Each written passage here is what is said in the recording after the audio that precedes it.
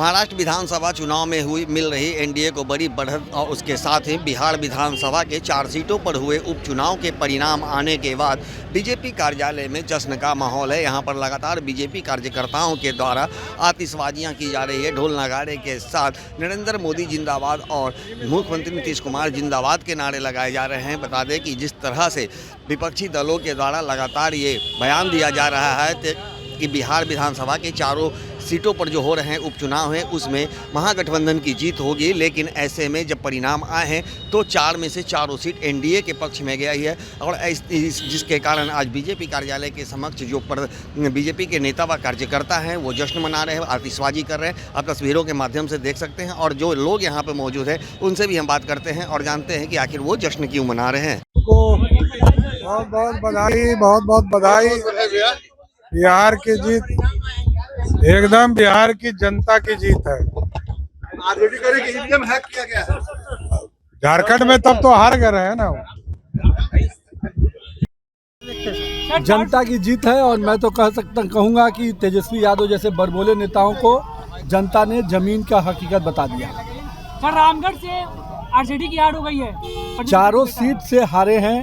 सांसद महोदय को, जो उनके परिवार के अध्यक्ष और मुखिया सांसद जी हैं, उनको तो निश्चित रूप से इस्तीफा दे देना चाहिए कि पिताजी सब कुछ होते हुए भी भाई सांसद होते हुए। महाराष्ट्र में भी एनडीए की सरकार बन रही है। पूरे देश में नरेंद्र मोदी के नेतृत्व में और नीतीश कुमार के नेतृत्व में बिहार में आस्था व्यक्त। ईवीएम हैक करने का आरोप लगाया जा रहा है कांग्रेस को। अरे तो ये तो पहले से तहत है, हारेगा तो ये बोलेगा, जब जीतते हैं तो हैक नजर नहीं आता है।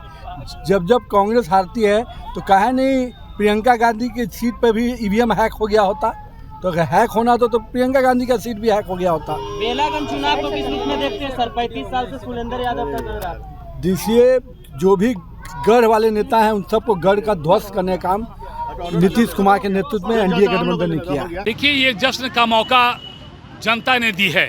स्वाभाविक रूप से जनता की कसौटी पर एनडीए सरकार खरी उतरी है और इसी का ये परिणाम है जो आज सारी पार्टी के लोग और जनता खुशी व्यक्त कर रही है।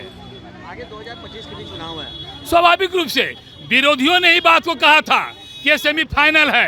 अब उनको समझ में आ रहा होगा जब सेमीफाइनल का ये परिणाम है तो फाइनल कितना लाजवाब और जानदार होगा। इसलिए विरोधी चारों खाने चित हो गए हैं, घर में बैठ गए हैं, उनके मुंह में दही जम गई है। स्वाभाविक रूप से उनका जो क्रियाकलाप है, जिस तरह के वो केवल खोखलेबाजी थोतेबाजी करते हैं, जनता ने सबक सिखा दिया है और उनको ये आगाह कर दिया है कि खोखलेबाजी से केवल काम नहीं चलेगा। सरजमीन पर एनडीए की तरह काम करोगे तभी कुछ रास्ता निकल आएगा, वरना एनडीए का कोई मुकाबला इस बिहार में नहीं है। बिहार के चुनाव परिणाम के साथ ही महाराष्ट्र में भी बड़ी बढ़त के साथ बहुमत आई है, क्या लगा? स्वाभाविक है, महाराष्ट्र की जनता को लख लख बधाई। उसने इतनी बम्पर जीत दिलाकर न केवल केंद्र को मजबूत किया है, बल्कि एनडीए की जहां जहां सरकार है वहां के सभी कार्यकर्ता को, जनता को उन्होंने एक टॉनिक देने का काम किया है और ये बताने का काम किया है कि एनडीए से बढ़िया इस भारत में कोई दूसरा दल नहीं है। तो झारखंड बिहार के उपचुनाव में 4 के साथ बीजेपी गया, उसी के लिए जश्न मन रहा है। बीजेपी काम करती है, सबका साथ सबका विकास, पुष्टि भरोसा, उसी पर जनता ने वोट दिया है। उसमें प्लस में झारखंड में चुनाव हुआ, महाराष्ट्र में चुनाव, बिहार में उपचुनाव में 4 सीट लाकर बीजेपी ने अपना परचम लहराया है। आगे क्या रणनीति रहेगी? आगे पब्लिक नीति का सबका साथ सबका विकास, मोदी जी का एक नारा है, सबका साथ सबका विकास वाला नारा है, सब लोग के चलना है। उसके बाद अभी बगल में चुनाव है, उसके बिहार में चुनाव है 25 में, उसमें भी हम लोग परचम लहराएंगे। बिहार में एनडीए परचम लहराएगी। मौका जश्न मनाने का ही है, क्योंकि जिस गठबंधन ने खुद को सेमीफाइनल विजेता घोषित किया, आज उनको जवाब मिला। ये T20 का गेम हमने जीता है, अभी वर्ल्ड कप हमारा अगले साल है, उसको हम लोग पूरी तरह से जीतेंगे। ये वर्ल्ड कप कौन? 2025 जिस तरह हमने महाराष्ट्र जीता है उतनी सीटों के साथ जीतेंगे। बिल्कुल एक तरफा लड़ाई होगी जहाँ पे कोई विपक्ष नहीं दिखेगा। आप देखिएगा कि हमारी सरकार आएगी और डबल इंजन की ये सरकार डबल विकास करेगी। बिहार अग्रणी राज्यों में शामिल होगा। हम चुनाव की जीत जो है ये भारतीय जनता पार्टी की नहीं जीत, ये पूरी बिहार की जनता की जीत है।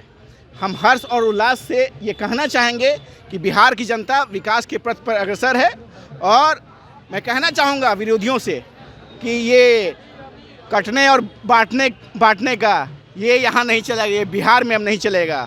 और हम एनडीए जो है एकजुट है और हम चारों सीटें एकजुटता के साथ लड़े और जीते भी, ये प्रमाण है। 2025 में क्या होगा? 2025 में क्या होगा? सुशासन की सरकार अभी भी है, उस समय भी रहेगी। हाँ, बिहार की जनता ने तय कर लिया है। तो जैसा कि आपने सुना, यहाँ तमाम जो लोग हैं जो जश्न मना रहे थे, आतिशबाजियाँ कर रहे हैं, उनका कहना है कि महाराष्ट्र में बड़ी बहुमत के साथ एनडीए को भी आगे चल रही है और निश्चित रूप से वहाँ सरकार बननी तय है। लेकिन जिस तरह से बिहार विधानसभा के 4 सीटों पर हुए उपचुनाव के परिणाम है, वो मुख्यमंत्री नीतीश कुमार और प्रधानमंत्री नरेंद्र मोदी के नेतृत्व का ही परिणाम है। और ऐसे में आगामी 2025 का जो चुनाव होना है, उसमें पूर्ण बहुमत से एनडीए अपना सरकार बनाएगी। दर्शन न्यूज़ के लिए ज्ञानेंद्र की रिपोर्ट।